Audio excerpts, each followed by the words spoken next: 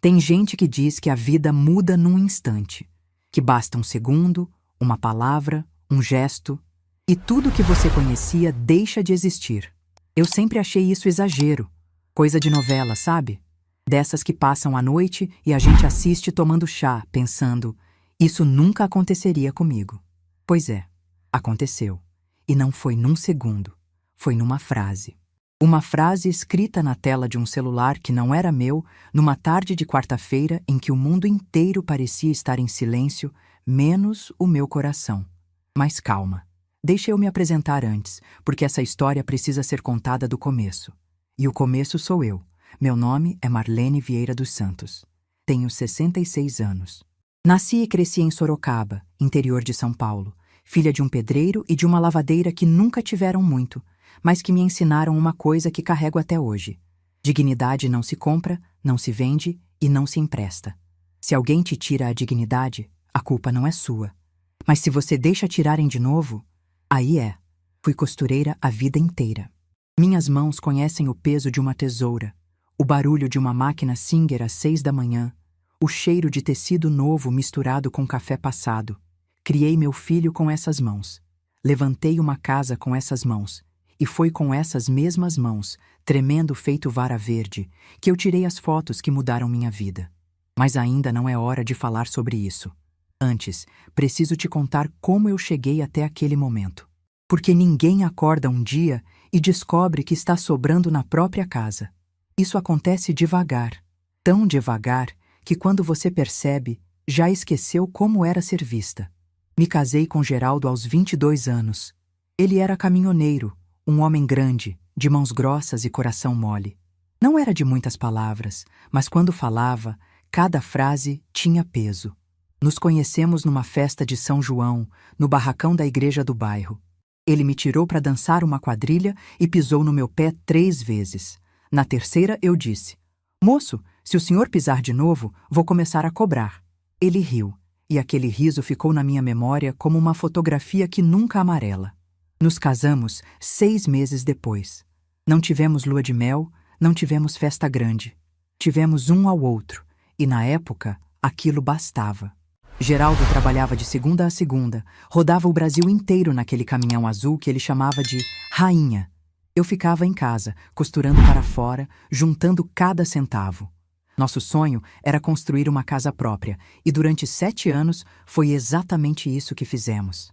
A casa ficava na Vila Esperança, uma rua tranquila com árvores de jacarandá que floriam em outubro e deixavam o chão todo roxo.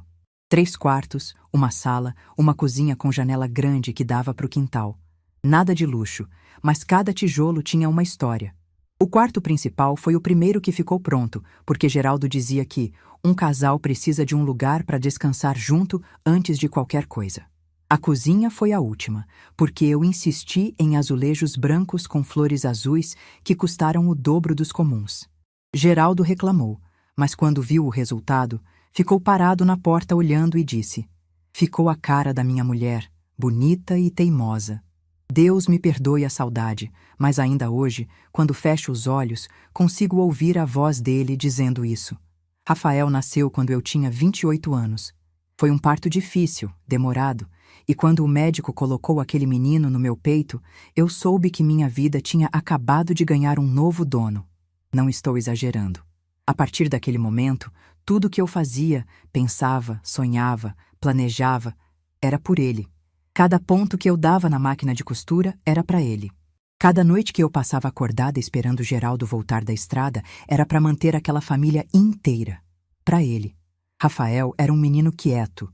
Tinha os olhos grandes do pai e o jeito calado de quem observa mais do que fala. Gostava de ficar sentado na porta da cozinha, me vendo costurar. Às vezes pegava os retalhos de tecido e fazia bonecos tortos que ele chamava de bichos. Eu guardava todos. Tinha uma caixa de sapato debaixo da minha cama, cheia desses bichinhos de pano, cada um com nome, cada um com uma história que ele inventava antes de dormir. Geraldo amava aquele menino de um jeito que só pai calado sabe amar. Não era de pegar no colo, não era de dar beijo.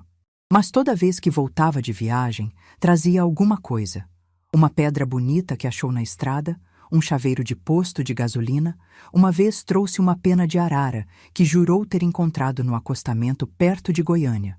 Rafael guardava tudo num pote de vidro que ficava na prateleira do quarto dele. Chamava de os tesouros do pai. A vida não era fácil, mas era honesta. Eu costurava de manhã até à tarde, buscava Rafael na escola, ajudava com o dever de casa, preparava o jantar. Nos fins de semana, quando Geraldo estava em casa, a gente sentava no quintal e ele contava sobre os lugares que tinha visto na estrada. Rafael ouvia de boca aberta e eu ficava ali, tomando meu café, olhando para aquele homem grande e aquele menino pequeno, pensando que a vida podia ser difícil, mas que ali, naquele quintal, eu tinha tudo. Até que a vida decidiu que eu não podia ter tudo por muito tempo. Geraldo partiu numa manhã de terça-feira. Sem aviso, sem despedida, sem tempo para eu dizer tudo o que ainda queria dizer. Um problema no coração que ninguém sabia que existia. Ele tinha 49 anos. Rafael tinha acabado de fazer 16. Eu me lembro de cada detalhe daquela manhã. O café que ficou esfriando na mesa. O barulho da televisão que ninguém desligou. O telefone tocando e a voz do seu Antônio, vizinho nosso, dizendo palavras que eu ouvia, mas não conseguia entender. Meu corpo ficou parado na cozinha, do lado daqueles azulejos brancos com flores azuis, e por um momento eu pensei que se eu não me mexesse, se eu ficasse ali parada o tempo suficiente, talvez aquilo não fosse verdade. Mas era. Rafael chegou da escola e me encontrou sentada no chão da cozinha. Não chorei na frente dele. Não podia. Ele era um menino, e meninos precisam acreditar que suas mães são fortes. Então engoli tudo, levantei, lavei o rosto e disse: "Filho, senta aqui comigo que preciso te contar uma coisa." E contei, e ele chorou. E eu segurei ele no colo como se ele tivesse 5 anos de novo. E ali, naquele chão de cozinha, a gente fez um pacto silencioso. Íamos sobreviver, juntos. E sobrevivemos, mas sobreviver custou caro. Geraldo deixou a casa quitada e um seguro de vida pequeno que deu para pagar as dívidas e guardar um pouco. Mas dali para frente, era eu sozinha. Voltei a costurar com mais força, peguei trabalho de cuidadora de idosos nos fins de semana, fazia bolo de encomenda quando aparecia a oportunidade. Minha rotina começava às 5 da manhã e terminava quando meu corpo não aguentava mais. Rafael sentiu a falta do pai de um jeito que me cortava por dentro. Ficou mais calado ainda, as notas na escola caíram, começou a se isolar. Quantas noites eu sentei com ele na cozinha, preparando um chá de camomila, ouvindo ele dizer que não via sentido em estudar, que nada fazia diferença. E eu ali, com olheiras fundas e as mãos doloridas de costurar o dia inteiro, dizendo: "Faz diferença sim, meu filho. Faz diferença para mim." Não sei se foram minhas palavras ou se foi o tempo, mas aos poucos ele foi voltando. Terminou o ensino médio, fez um curso técnico em segurança do trabalho. Quando conseguiu o primeiro emprego numa fábrica da região, aos 23 anos, eu chorei escondida no banheiro.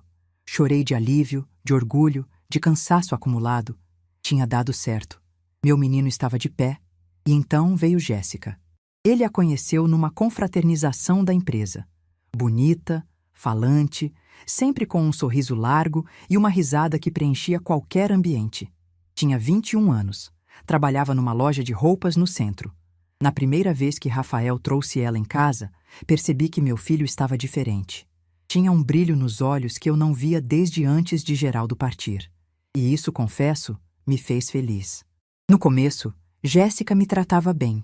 Me chamava de sogra querida. Elogiava minha comida, pedia para eu ensinar minhas receitas. Eu me deixei envolver, claro. Depois de anos sendo só eu e Rafael, ter uma presença feminina em casa, alguém para conversar, alguém que parecia se importar, era como ganhar um presente que eu nem sabia que queria. O noivado veio rápido, menos de 1 ano.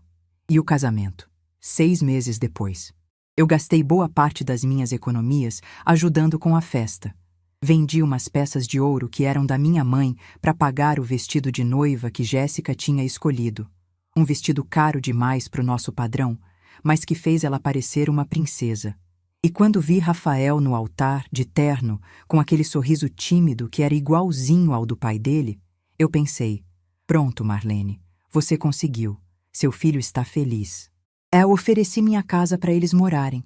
Parecia a coisa mais natural do mundo. A casa tinha espaço, eu morava sozinha naqueles 3 quartos desde que Geraldo se foi, e a ideia de ter a casa cheia de novo me enchia de esperança. Pensei que teríamos jantares em família, finais de semana no quintal e, quem sabe, num futuro próximo, o barulho de criança correndo pelos cômodos. E por um tempo, foi assim. Os primeiros meses foram bonitos. Jéssica me ajudava na cozinha, a gente assistia novela juntas, Rafael chegava do trabalho e encontrava a mesa posta e as 2 mulheres da vida dele conversando e rindo. Eu me sentia parte de algo de novo. Não era mais só a viúva da Vila Esperança, era a matriarca de uma família que estava crescendo. Mas sabe aquele momento em que você percebe que o vento mudou de direção? Não é uma tempestade, é uma brisa, tão sutil que você quase não nota. Só que essa brisa vai ficando mais fria, mais constante, e quando você se dá conta, está tremendo. E não sabe desde quando. A brisa começou com comentários, pequenos, quase inofensivos. Jéssica dizendo que a casa precisava de uma reforma, que o bairro era longe de tudo, que as paredes estavam descascando. Depois vieram as comparações. A mãe dela fazia o arroz diferente, a casa da mãe dela era mais organizada, a mãe dela decorava melhor. Cada frase era um alfinete tão fino que eu mal sentia na hora. Mas à noite, quando deitava na cama, os alfinetes doíam todos juntos. Eu tentava me adaptar. Mudava o tempero da comida, reorganizava os móveis, comprava enfeites novos com o dinheiro da costura. Fazia de tudo para agradar, para ser aceita, para não perder aquele pedacinho de família que eu tinha conquistado. E Rafael? Rafael ficava no meio, com aquele jeito calado que herdou do pai, mas sem a firmeza que Geraldo tinha. Quando eu tentava falar sobre os comentários de Jéssica, ele desviava o assunto. Dizia que eu estava criando caso, que era coisa da minha cabeça, que Jéssica não fazia por mal. Aos poucos, a pessoa com quem eu mais podia contar no mundo inteiro começou a parecer um estranho sentado na minha própria mesa de jantar. Foi aí que a brisa virou vento. E o vento trouxe companhia. Numa sexta-feira à noite, Jéssica me disse com aquele sorriso que eu já estava começando a desconfiar, que a mãe dela viria passar uns dias com a gente. Disse que Dona Neuza estava se sentindo sozinha e que seria bom para todo mundo ter mais uma pessoa em casa.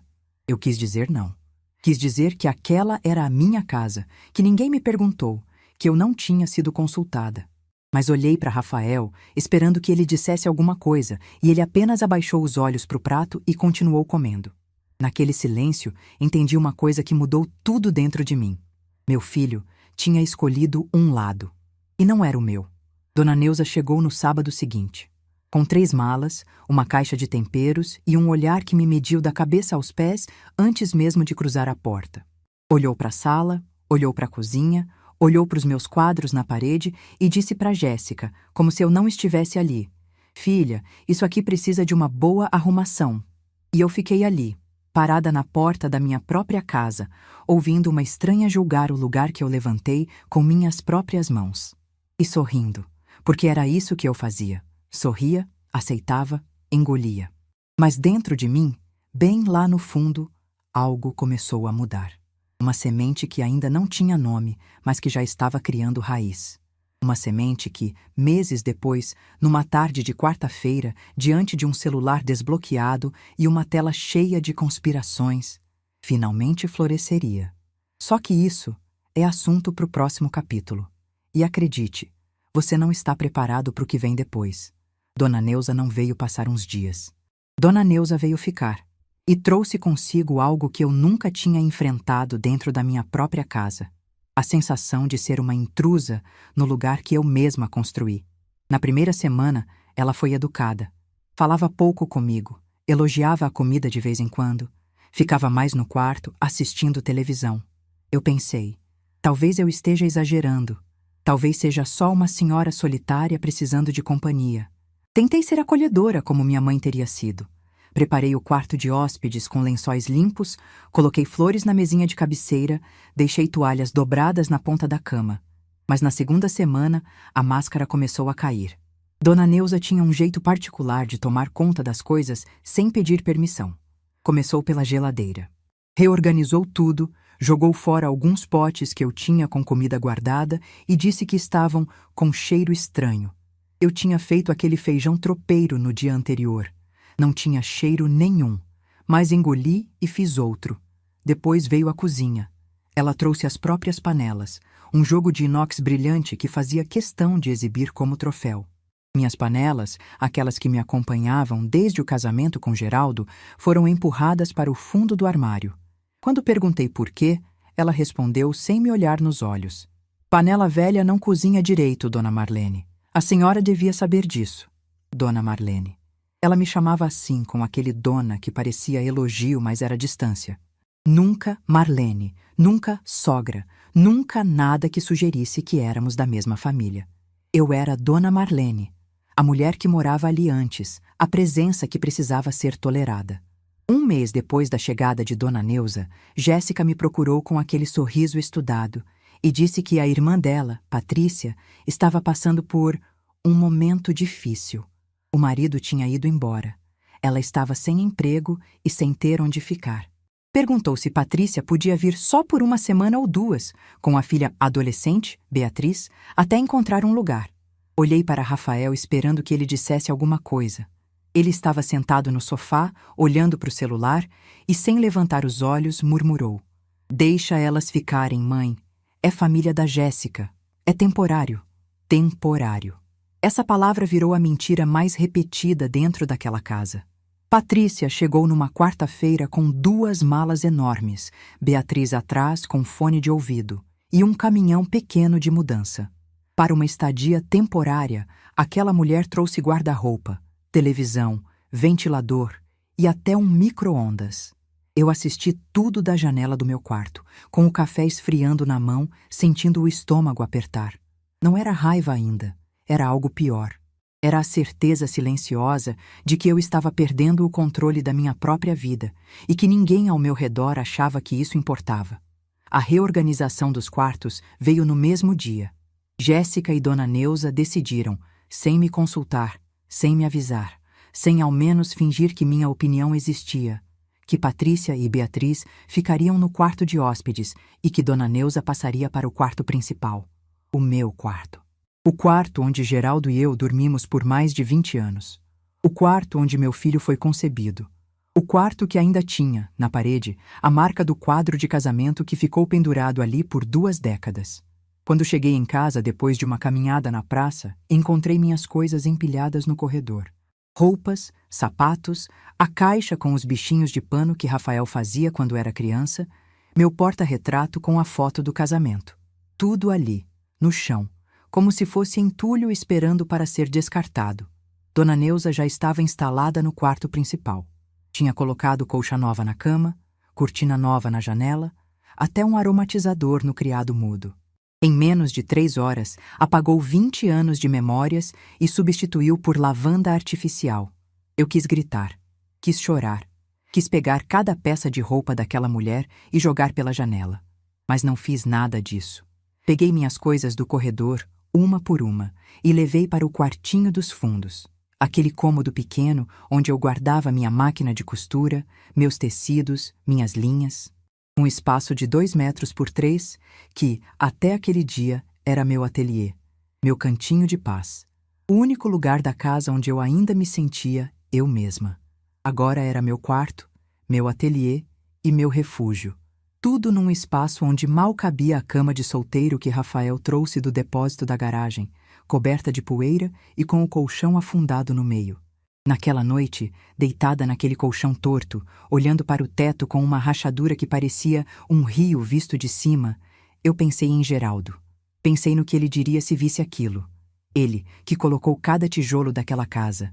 Ele, que construiu aquele quarto primeiro porque acreditava que um casal merecia descansar com dignidade. Mas Geraldo não estava mais ali. E o menino que ele me ajudou a criar parecia ter esquecido de onde veio. Os dias foram passando e a rotina da casa se transformou num território que eu não reconhecia mais. Dona Neuza comandava a cozinha como uma generala. Decidia o cardápio, fazia as compras E quando eu tentava preparar alguma coisa, ela aparecia dizendo: "Deixa comigo, Dona Marlene. A senhora descansa." Descansar. Como se eu fosse uma peça decorativa que precisava ser guardada num canto. Patrícia se instalou como se a casa fosse dela desde sempre. Reorganizou a sala inteira, tirou meus quadros da parede, a foto de Geraldo no caminhão azul, o quadro de Nossa Senhora que minha mãe me deu quando casei, a foto de Rafael bebê no meu colo. Tudo foi parar dentro de uma caixa de papelão que encontrei depois, empurrada debaixo da escada, ao lado dos produtos de limpeza. No lugar dos meus quadros, Patrícia pendurou molduras de loja de departamento, com fotos genéricas de paisagens e frases em inglês que ninguém entendia. Minha casa parecia um cenário de revista barata. Bonita por fora, vazia por dentro. Beatriz, a filha de Patrícia, só falava comigo quando precisava de algo. "Dona Marlene, tem Wi-Fi? Dona Marlene, a senhora pode lavar essa blusa?" Eu era a funcionária invisível de uma casa que estava no meu nome. E por falar em nome, a casa era minha. O documento estava na minha gaveta, o IPTU vinha no meu CPF, tudo registrado e legal. Mas dentro daquelas paredes, eu não tinha poder nenhum. Porque o poder não estava no papel. Estava nas pessoas. E as pessoas tinham decidido que eu não importava. Rafael chegava do trabalho às 6 da tarde, jantava a comida que Dona Neuza preparava, brincava um pouco no celular e ia dormir. Nossas conversas, que antes eram longas e cheias de cumplicidade, se resumiam a monossílabos. "Tudo bem, mãe. Depois a gente conversa, mãe." "Não exagera, mãe." Numa sexta-feira à noite, criei coragem e pedi para conversar com ele a sós. Esperei Jéssica ir tomar banho e chamei Rafael para o quintal. Sentamos naquele banco de cimento que Geraldo fez, debaixo do pé de goiaba, e eu falei tudo que estava engasgado. Disse que me sentia expulsa do meu próprio quarto, que não reconhecia mais minha casa, que a presença da família inteira de Jéssica estava me sufocando. Rafael ficou em silêncio por um bom tempo. Depois esfregou o rosto com as mãos, do jeito que fazia quando era adolescente e não sabia lidar com alguma coisa, e disse: "Mãe, eu entendo, mas a Jéssica está grávida. Eu não posso estressar ela agora. Dá mais um tempo. Quando o bebê nascer, as coisas se organizam." O bebê. A gravidez de Jéssica tinha se tornado o escudo perfeito para justificar qualquer absurdo. Qualquer reclamação minha era recebida com: "Pensa no bebê." Qualquer limite que eu tentava colocar era bloqueado com: "Agora não é hora." E eu, que passei a vida inteira colocando os outros em primeiro lugar, fiz o que sempre fazia. Recuei. Voltei para o meu quartinho, sentei na beira da cama de solteiro e olhei para minha máquina de costura encostada no canto, coberta com um pano. Não tinha mais espaço para ela na bancada. Minha máquina, aquela Singer preta que era da minha mãe, que me sustentou por décadas, que costurou o vestido de batizado de Rafael, estava ali, num canto, coberta e esquecida, igualzinha a mim. Foi nessa época que comecei a sair mais de casa. Não porque quisesse, mas porque não suportava ficar ali dentro. Caminhava na praça de manhã, tomava café na padaria do seu Osvaldo. Qualquer lugar era melhor do que a minha própria casa. Foi nessas caminhadas que reencontrei Dona Teresa, amiga de infância que eu tinha perdido de vista. Ela morava em Votorantim e tinha vindo visitar uma sobrinha no bairro. A gente se reconheceu na fila da padaria e foi como se o tempo não tivesse passado. Ela me abraçou, perguntou da minha vida e eu desmoronei. Pela primeira vez em meses, contei tudo. Cada detalhe. Dona Neuza no meu quarto, Patrícia na minha sala, as fotos de Geraldo numa caixa de papelão. Dona Teresa ouviu sem me interromper, com aquele olhar firme de quem já viu muita coisa na vida. E quando terminei, ela segurou minha mão e disse: "Marlene, você está sendo engolida. E se não fizer alguma coisa logo, vai desaparecer de vez." Aquelas palavras me acertaram como um tapa. Não de raiva, mas de verdade. Porque era exatamente isso que estava acontecendo. Eu estava desaparecendo. Cada dia que passava, eu ocupava menos espaço, falava menos, existia menos. Estava me transformando numa sombra dentro da minha própria história. Dona Teresa me fez prometer que eu ia reagir. Não sabia como, não sabia quando, mas prometi. E voltei para casa naquela tarde com algo diferente dentro de mim. Não era coragem ainda. Era a recusa de aceitar que aquilo era tudo que eu merecia. 3 semanas depois, numa tarde de quarta-feira quente demais para setembro, eu fui até a cozinha pegar água. A casa estava vazia. Rafael no trabalho, Jéssica numa consulta, Patrícia levando Beatriz na escola, Dona Neuza no mercado. E foi quando vi o celular de Jéssica, em cima da mesa da cozinha. A tela acesa, desbloqueada, com uma conversa de WhatsApp aberta. O nome do grupo brilhava na parte de cima da tela como um letreiro de neon.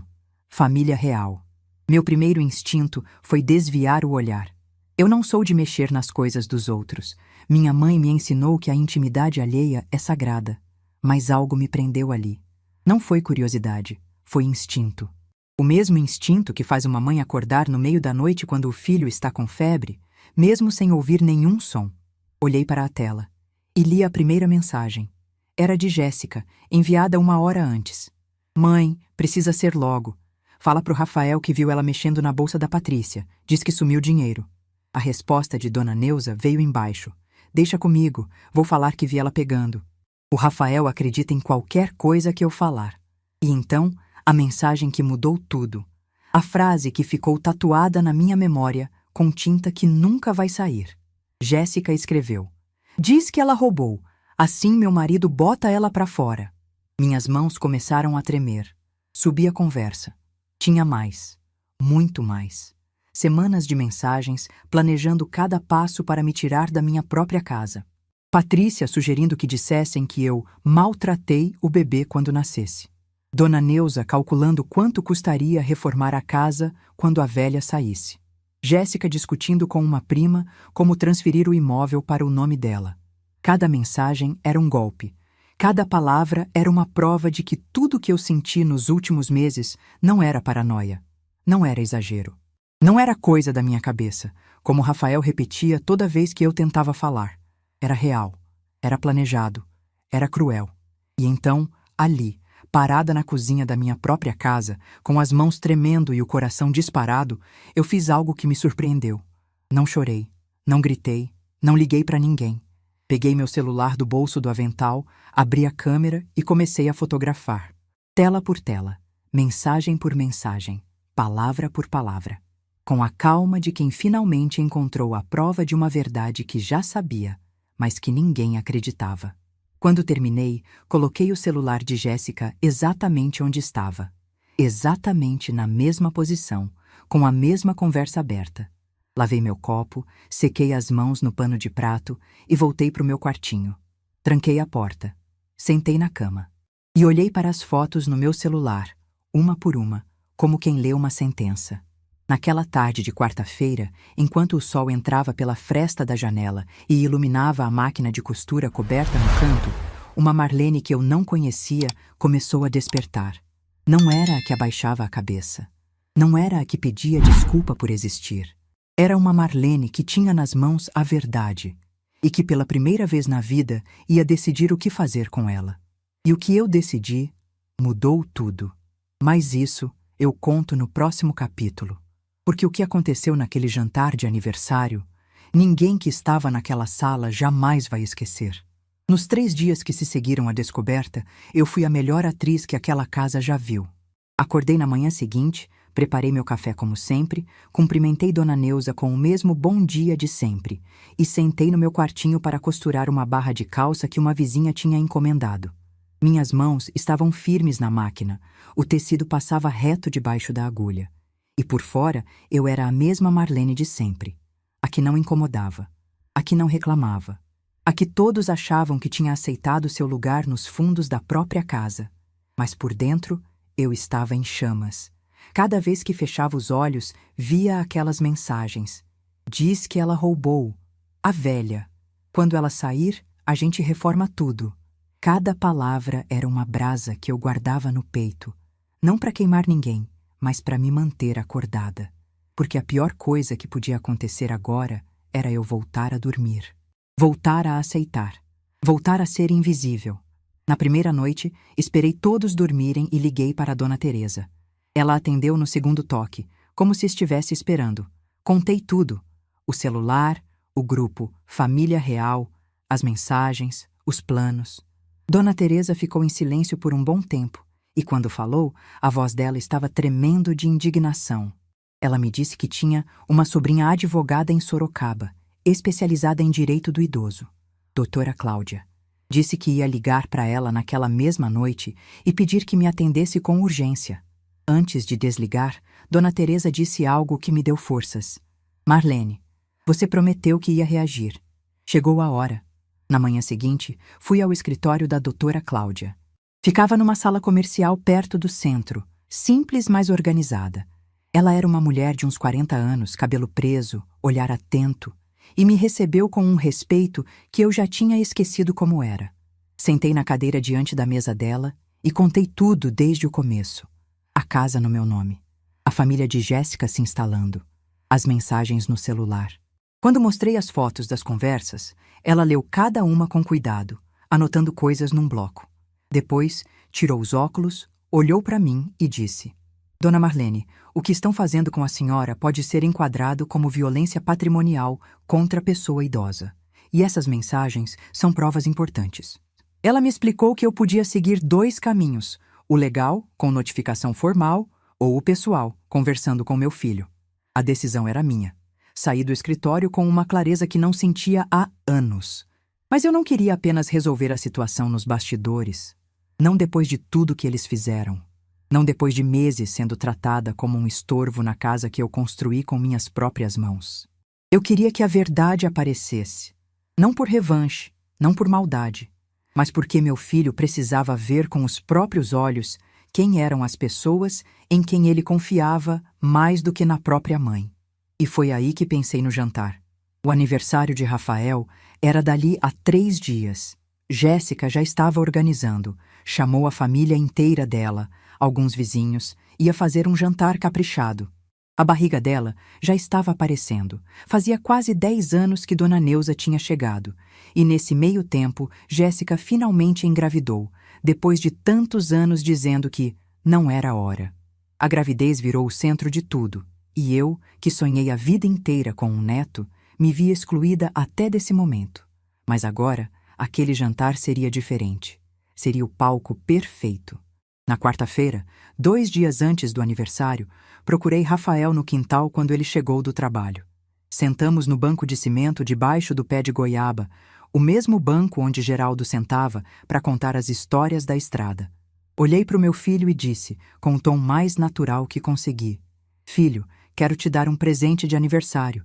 Uma televisão nova para a sala, daquelas grandes, bonitas. Você merece. Rafael me olhou surpreso.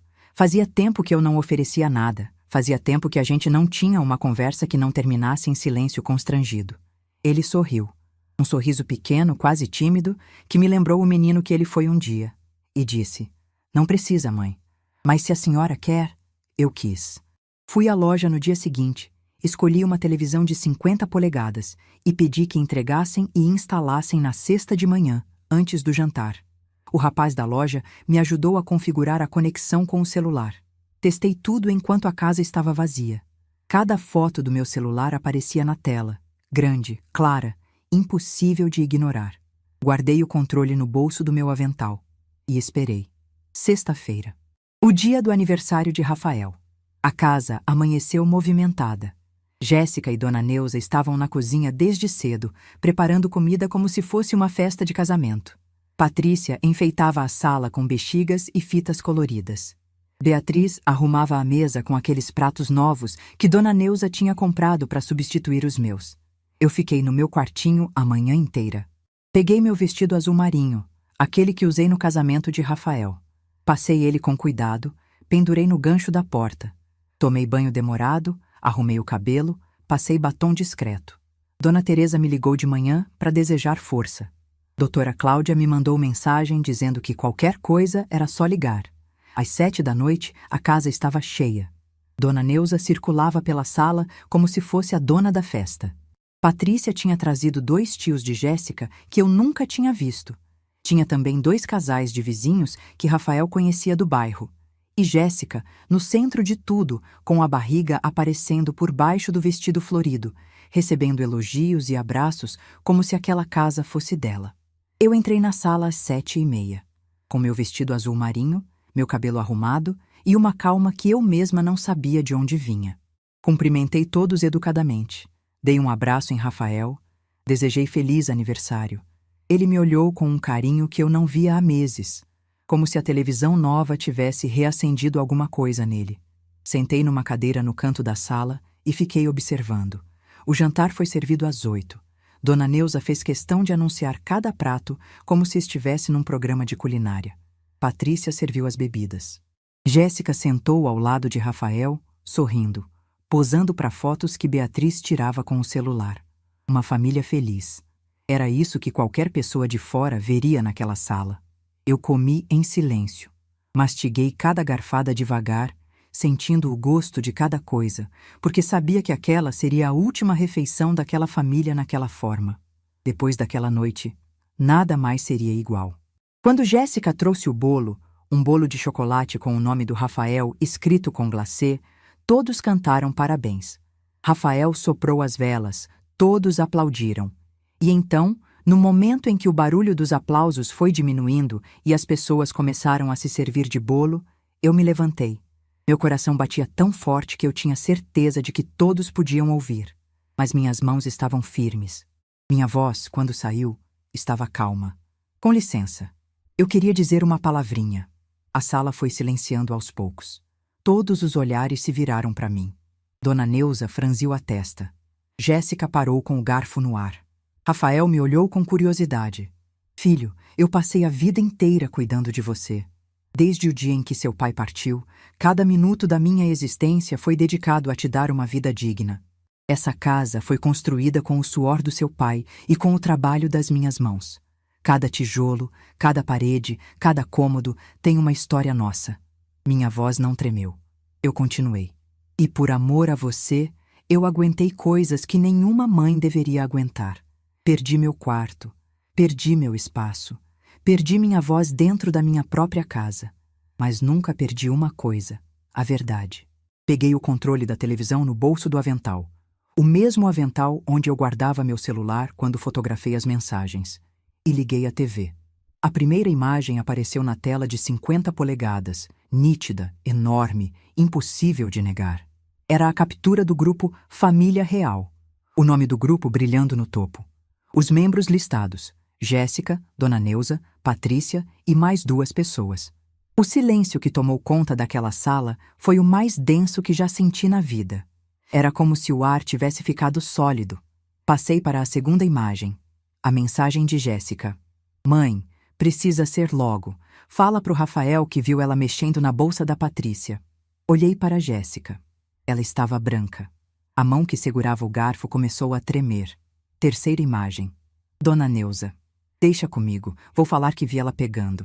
O Rafael acredita em qualquer coisa que eu falar. Dona Neuza se levantou da cadeira como se tivesse levado um choque. Abriu a boca, mas nenhum som saiu. Quarta imagem. A frase que mudou tudo. Jéssica. Diz que ela roubou, assim meu marido bota ela para fora. As letras eram enormes na tela. Cada palavra, cada ponto de exclamação, cada veneno destilado naquela frase estava ali, exposto para todos. Os vizinhos, os tios, meu filho.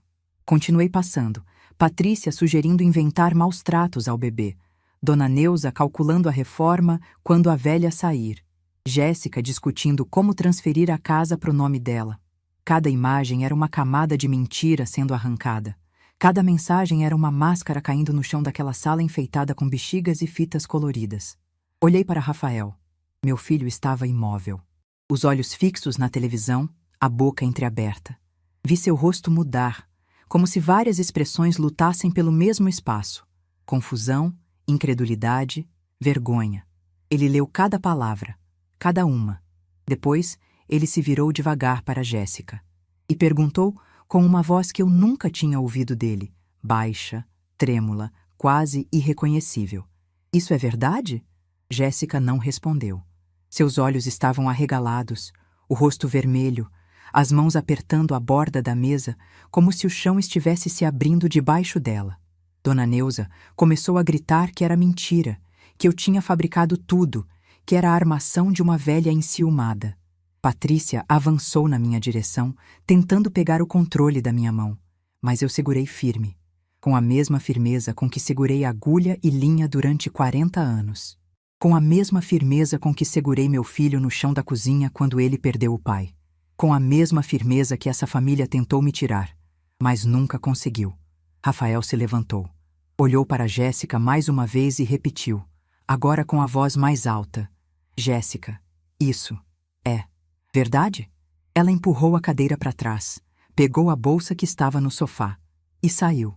Saiu correndo da sala, sem olhar para trás, com Dona Neuza e Patrícia atrás dela. Beatriz ficou parada no canto, sem entender o que estava acontecendo, e depois correu atrás da mãe. A porta da frente bateu com um estrondo que ecoou pela casa inteira. O silêncio que ficou era diferente do anterior. Não era denso, era vazio. Era o silêncio de uma casa que acabou de perder suas máscaras. Os vizinhos se olharam sem saber o que fazer. Os tios de Jéssica saíram sem se despedir, com a cabeça baixa. Em poucos minutos, a sala que estava cheia ficou vazia. Sobraram os pratos de comida, o bolo pela metade, as bexigas no teto, e nós dois. Eu e Rafael. Ele estava sentado na cadeira, com os cotovelos nos joelhos e as mãos cobrindo o rosto, do mesmo jeito que fazia quando era adolescente e o mundo pesava demais. Fiquei olhando para ele por um longo tempo, sentindo uma mistura de alívio e tristeza profunda, porque eu não queria ter feito aquilo. Nenhuma mãe quer, mas precisava. Andei devagar até ele, coloquei minha mão no ombro dele e disse, com a voz mais serena que encontrei: Filho, eu te amo, sempre te amei, mas a casa é minha, e as pessoas que planejaram me destruir não podem mais ficar aqui. Nenhuma delas. Rafael não disse nada, apenas assentiu, sem tirar as mãos do rosto. Peguei minha bolsa, passei pela cozinha, olhei para os azulejos brancos com flores azuis que brilhavam na luz fraca da noite. Os mesmos azulejos que Geraldo reclamou do preço, mas depois elogiou. Os mesmos azulejos que viram minha vida inteira acontecer. E pensei, eu vou recuperar essa casa, cada canto dela. Saí pela porta da frente, passei pelo jardim escuro e caminhei até o ponto de ônibus. O ar da noite estava fresco e eu respirei fundo, como se fosse a primeira vez que meus pulmões se enchiam de verdade. Liguei para a Dona Teresa do ponto de ônibus. Quando ela atendeu, eu disse apenas, foi feito.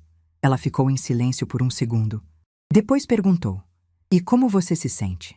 Olhei para o céu escuro de Sorocaba, com poucas estrelas brigando com as luzes da cidade, e respondi, livre. Pela primeira vez em anos, eu me sinto livre. Naquela noite, dormi no meu quartinho pela última vez, porque a partir do dia seguinte, as coisas iam mudar. E dessa vez, quem ia decidir como, era eu. O sábado amanheceu com um silêncio diferente na casa. Não era o silêncio que eu conhecia, aquele que me sufocava, que me empurrava para os cantos. Era um silêncio envergonhado, um silêncio de quem sabe que foi desmascarado e não tem mais onde se esconder. Quando saí do meu quartinho às 6 da manhã, a sala ainda estava do jeito que tinha ficado na noite anterior. Os pratos sujos, os copos pela metade, o bolo de chocolate ressecando no centro da mesa.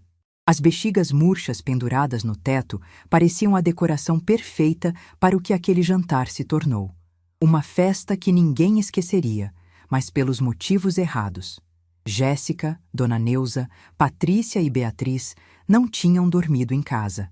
Soube depois que passaram a noite na casa de um dos tios de Jéssica, do outro lado da cidade.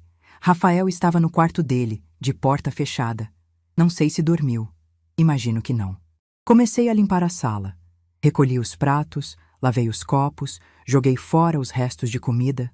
Guardei o bolo no plástico, porque mesmo depois de tudo, era o bolo de aniversário do meu filho, e desperdiçar comida nunca foi do meu feitio. Limpei a mesa, varri o chão, tirei as bexigas. Cada gesto era calmo, quase automático, como se meu corpo soubesse exatamente o que fazer, enquanto minha mente processava tudo o que tinha acontecido. Rafael apareceu na cozinha por volta das 9. Estava com a mesma roupa da noite anterior, os olhos inchados, o rosto marcado por uma noite sem descanso. Ficou parado na porta, me olhando limpar o fogão, e por um instante vi nele o menino de 16 anos que me encontrou sentada no chão dessa mesma cozinha quando Geraldo partiu. Não disse nada. Servi café para ele, coloquei pão na mesa, sentei na cadeira da frente. Ficamos ali, em silêncio, tomando café como fazíamos quando ele era adolescente, e o mundo era só nós dois. O barulho da colher no copo, o vapor subindo da xícara, o tic-tac do relógio da parede. Naquele momento, apesar de tudo, éramos mãe e filho novamente. Foi ele quem quebrou o silêncio. Sem me olhar nos olhos, com a voz rouca de quem chorou a noite inteira, disse: "Mãe, eu não sabia." Eu acreditei. Acreditei porque conheço meu filho. Ele não é mau, é fraco. E ser fraco, muitas vezes, machuca tanto quanto ser cruel, porque permite que a crueldade dos outros aconteça sem resistência. Respondi apenas: "Eu sei que não sabia, filho, mas você também não quis saber. Toda vez que eu tentei te contar o que estava sentindo, você mandou eu ter paciência. Toda vez que eu pedi para conversar, você escolheu o silêncio. E o seu silêncio, Rafael, doeu mais do que qualquer mensagem naquele celular." Ele abaixou a cabeça. As mãos dele apertavam a xícara como se precisasse de algo para segurar. E então perguntou: "O que vai acontecer agora?" Olhei para ele com firmeza, mas sem raiva. Aquela Marlene que gritava por dentro já tinha se acalmado. O que sobrou foi clareza. Uma clareza fria, limpa, que só aparece depois que a tempestade passa. "Agora Jéssica e a família dela saem da minha casa, todas elas, e você vai ter que decidir onde fica." Os olhos dele se encheram de água. Ele disse que amava Jéssica, que ela estava esperando um filho dele, que não podia simplesmente abandoná-la.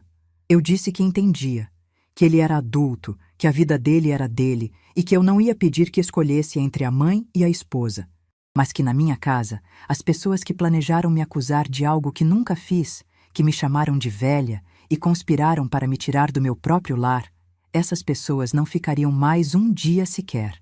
Na segunda-feira de manhã, fui ao escritório da doutora Cláudia e pedi que preparasse a notificação de desocupação.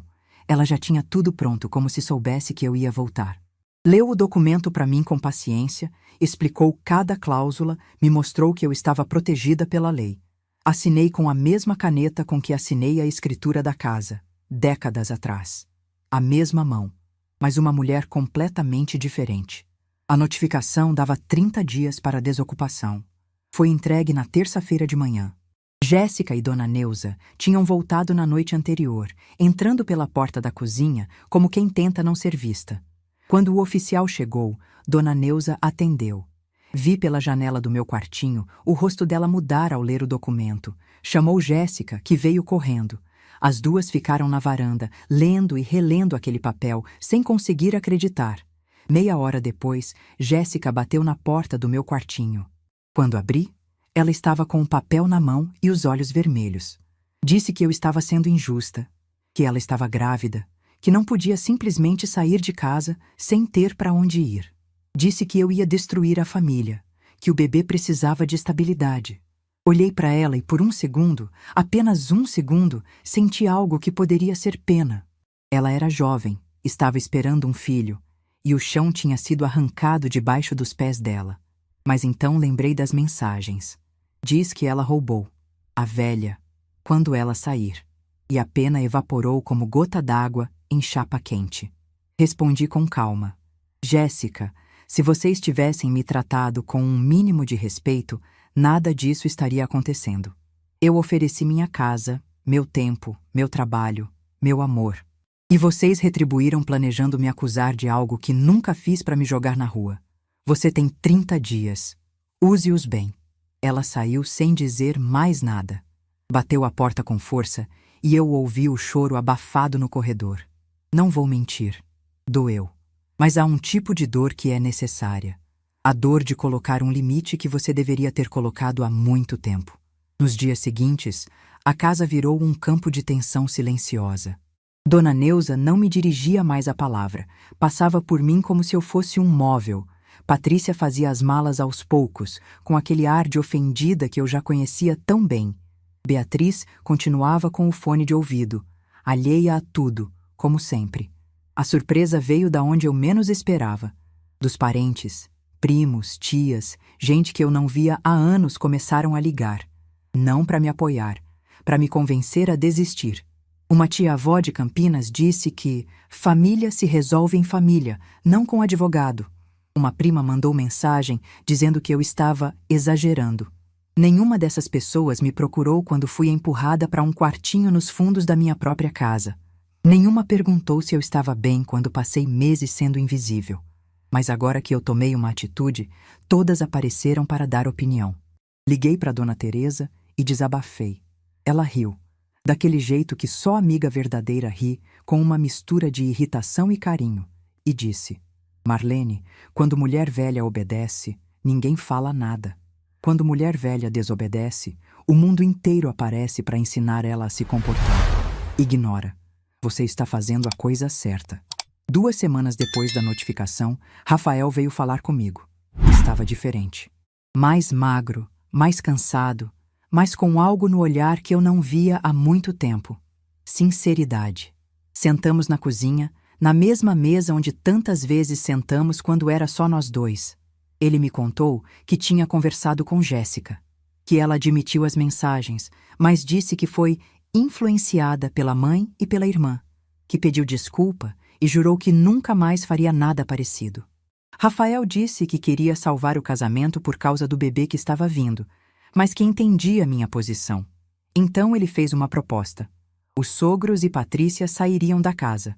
Ele e Jéssica ficariam, mas com regras novas.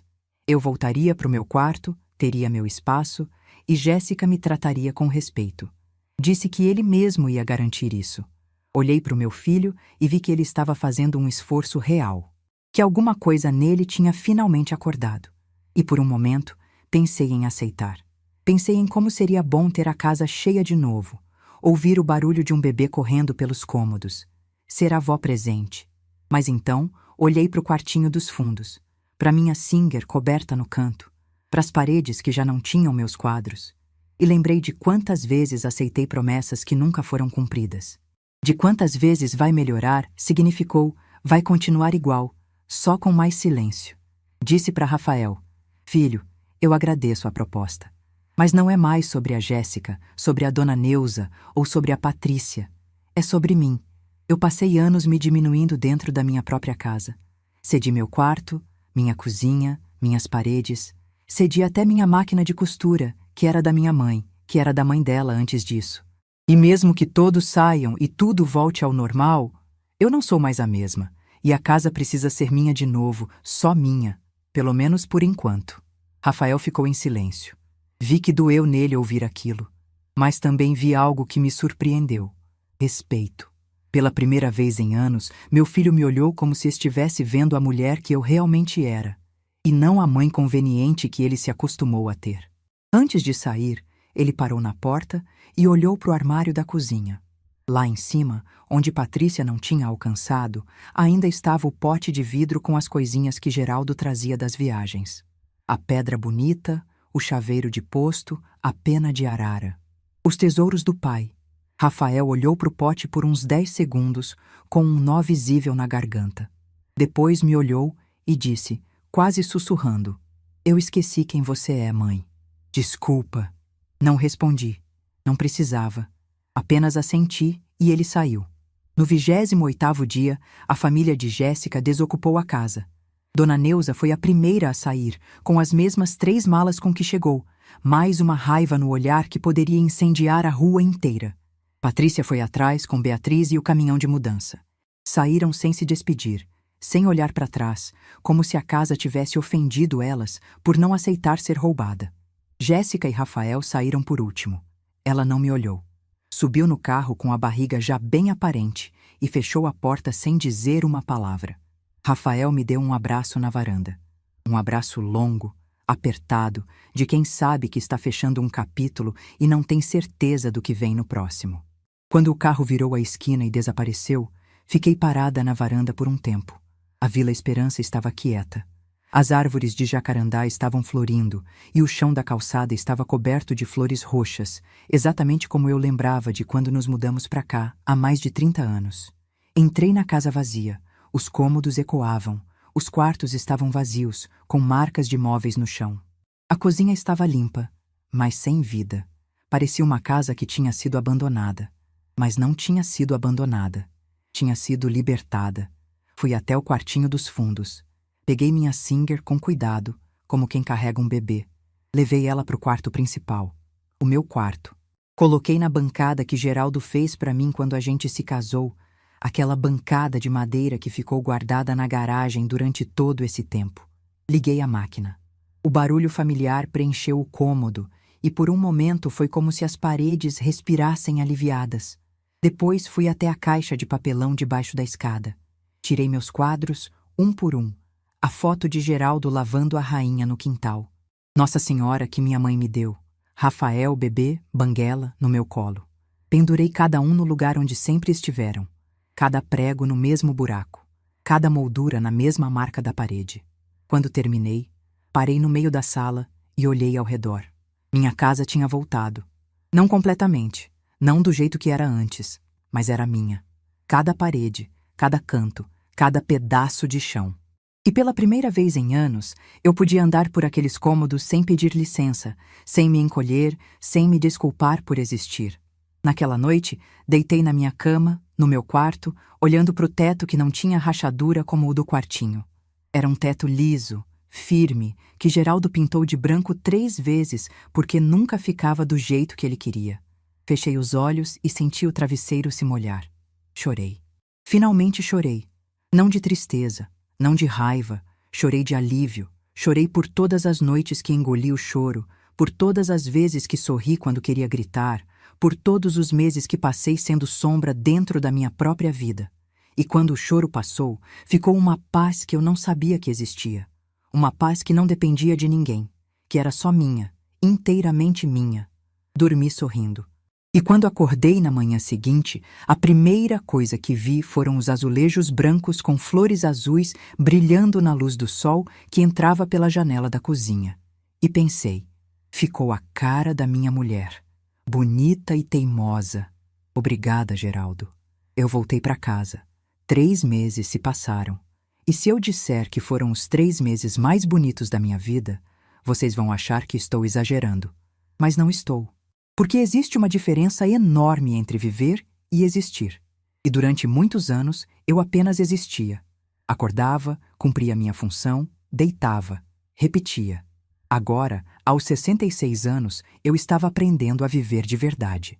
As primeiras semanas sozinha na casa foram estranhas. O silêncio era diferente de qualquer outro que eu já tivesse conhecido. Não era o silêncio opressor do quartinho dos fundos, cheio de mágoas engolidas e palavras que eu não tinha coragem de dizer. Era um silêncio leve, quase gostoso. O silêncio de quem finalmente pode respirar sem pedir licença. Comecei a reconstruir minha rotina do meu jeito. Acordava às 6, como sempre, mas agora não era por obrigação. Era porque gostava de ver o sol nascer pela janela da cozinha, batendo nos azulejos brancos com flores azuis, enchendo a casa inteira de luz. Preparava meu café com calma, sem pressa, sem medo de que alguém reclamasse do cheiro, do barulho, da minha presença. Voltei a costurar com alegria. Minha Singer, de volta à bancada do quarto principal, parecia ter ganhado vida nova. Ou talvez fosse eu que tivesse ganhado. Comecei a aceitar encomendas de novo, bainhas, ajustes, reformas de roupas, e as clientes do bairro que há tempos não me procuravam começaram a voltar. Dona Márcia, da rua de baixo, apareceu com 3 vestidos para ajustar e disse que estava feliz em me ver de volta. Eu sorri e pensei, ela não sabe o quanto essa frase significa. Dona Teresa vinha me visitar a cada 15 dias. Pegava o ônibus de Votorantim de manhã cedo, trazia um bolo de fubá que era de chorar de bom, e ficávamos a tarde inteira na varanda dos fundos, tomando café e relembrando histórias da juventude. Ela me contava sobre os namorados que teve antes de casar, sobre as travessuras que aprontávamos na escola, sobre a vez que fugimos da aula para ir na feira e quase fomos pegas pela diretora. Nesses momentos, eu me lembrava de quem eu era antes de virar a mãe do Rafael, antes de virar a sogra da Jéssica, antes de virar a velha do quartinho dos fundos. Eu era Marlene, a menina que dançava quadrilha descalça, que costurava vestido de boneca com retalho, que sonhava em conhecer o mar. E descobri que essa menina nunca tinha ido embora. Estava só esperando eu ter coragem de deixar ela voltar. Foi Dona Teresa quem me convenceu a me inscrever no grupo de convivência da terceira idade no centro comunitário do bairro. Eu resisti no começo. Tinha vergonha, achava que não ia me encaixar, que era coisa para gente mais velha. Dona Teresa riu na minha cara e disse: Marlene, você tem 66 anos, você é gente mais velha, vai logo antes que eu te arraste. Fui. E foi uma das melhores decisões da minha vida. O grupo se reunia toda terça e quinta de manhã. Tinham atividades de tudo que é tipo ginástica leve, aula de artesanato, roda de conversa, até aula de dança. Na primeira vez que entrei naquela sala, com as pernas tremendo de nervoso, uma senhora de cabelos brancos e sorriso enorme veio na minha direção e disse: Bem-vinda, querida. Aqui ninguém é invisível. Aquela frase me acertou no peito. Ninguém é invisível. Durante quantos anos eu fui exatamente isso, invisível, dentro da minha própria casa. E ali, numa sala simples de centro comunitário, uma desconhecida me dizia em 5 palavras o que minha família não conseguiu me dizer em uma década. No grupo, conheci pessoas que carregavam histórias parecidas com a minha. Dona Ivone, de 71 anos, que foi expulsa de casa pelos filhos e hoje mora num kitnet que comprou com o dinheiro da aposentadoria. Seu Valdir, de 74, que descobriu que os netos só o visitavam quando precisavam de dinheiro e decidiu cortar o financiamento. Dona Aparecida, de 69, que sustentou 3 filhos sozinha e quando ficou com a saúde fragilizada, nenhum deles apareceu para cuidar dela. Cada história me fazia perceber que eu não estava sozinha, que o que aconteceu comigo não era um caso isolado, não era culpa minha, não era porque eu fiz algo errado. Era algo que acontecia com milhares de mulheres pelo Brasil inteiro. Mulheres que passaram a vida cuidando dos outros e foram descartadas quando pararam de ser úteis. Mas também conheci histórias de renascimento. Dona Ivone aprendeu a pintar aos 70 anos e hoje vende quadros na feira do bairro. Seu Valdir começou a viajar de ônibus pelo interior de São Paulo e já conheceu mais de 30 cidades. Dona Aparecida montou um grupo de tricô que virou uma pequena cooperativa. Gente que, assim como eu, descobriu que a vida não acaba quando os filhos vão embora. Às vezes, ela só começa. Comecei a me cuidar mais. Comprei roupas novas, coisa que não fazia há anos. Fui ao cabeleireiro, cortei o cabelo mais curto, do jeito que eu sempre quis, mas nunca tive coragem porque Geraldo gostava dele comprido. Perdão, meu amor, mas esse cabelo agora é meu. Olhei no espelho e vi uma mulher que eu não reconhecia, mas que gostava de conhecer. Foram quase 10 anos de convivência com Jéssica antes que a família dela se instalasse e tudo desmoronasse. 10 anos em que fui cedendo aos poucos, tão devagar que nem percebi. Um comentário aqui, uma reclamação ali, um silêncio de Rafael acolá. Cada pequena rendição parecia inofensiva na hora, mas juntas construíram a prisão onde me tranquei sem perceber. Olhando para trás agora, entendo que a maior lição não foi sobre eles, foi sobre mim, sobre como deixei de me ouvir para ouvir todo mundo. Num sábado de manhã, 4 meses depois de tudo, Rafael apareceu na porta da minha casa. Não estava sozinho.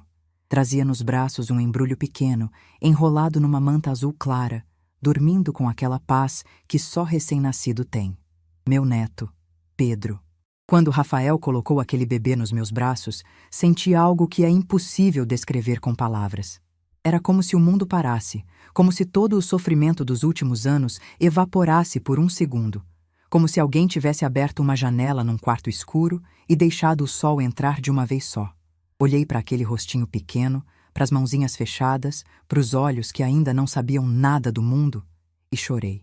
Chorei de uma alegria tão grande que doía. Rafael me olhou com olhos marejados e disse: Mãe, eu quero que ele conheça a avó de verdade, não a avó que abaixa a cabeça, a avó que enfrenta o mundo. Segurei Pedro contra o peito e senti o coração dele batendo contra o meu. Tão pequeno, tão frágil, tão cheio de possibilidade. E fiz uma promessa silenciosa para ele. Ninguém, nunca, ia fazer esse menino duvidar do valor das pessoas que o amam. Eu ia ser a avó que ensina pelo exemplo que toda pessoa, de qualquer idade, merece ser tratada com dignidade. Rafael me contou que ele e Jéssica tinham se separado. Disse que depois de tudo que aconteceu, ele não conseguiu mais olhar para ela da mesma forma. Que cada vez que tentava, via as mensagens na tela da televisão e ouvia a própria voz perguntando: "Isso é verdade?", num loop que não parava. Disse que a confiança tinha sido quebrada de um jeito que não tinha conserto. Não senti alegria com a notícia. Não senti satisfação. Senti uma tristeza mansa, do tipo que vem quando a gente entende que certas coisas não podiam ter terminado diferente. Jéssica fez escolhas, e as escolhas têm consequências. Eu não desejava o sofrimento dela, mas também não ia fingir que sentia pena de quem planejou me destruir. Pedro ficou comigo a tarde inteira naquele dia. Preparei o quartinho dos fundos, aquele mesmo quartinho que foi minha prisão durante tanto tempo, como o quarto dele. Pintei de azul claro, coloquei um berço que comprei na feira de usados, pendurei um mobile de bichinhos que costurei eu mesma na Singer. Cada bichinho era feito de retalho, igual aos que Rafael fazia quando era criança. Quando ele viu, ficou parado na porta sem conseguir falar. Dali em diante, Pedro passou a vir toda semana.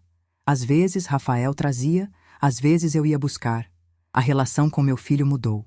Não voltou a ser o que era, porque a gente nunca volta a ser quem era. Mas se tornou algo diferente, talvez mais honesto. Ele me respeitava. Não por medo, não por obrigação, porque finalmente tinha entendido quem eu era. Numa dessas visitas, enquanto Pedro dormia no berço e a gente tomava café na cozinha, Rafael me perguntou: "Mãe, você se arrepende de ter mostrado as mensagens daquele jeito? No jantar, na frente de todo mundo?" Pensei por um momento. Olhei para os azulejos, para o pote de vidro em cima do armário com os tesouros do pai dele, para a luz do sol entrando pela janela, e respondi: eu me arrependo de não ter falado antes.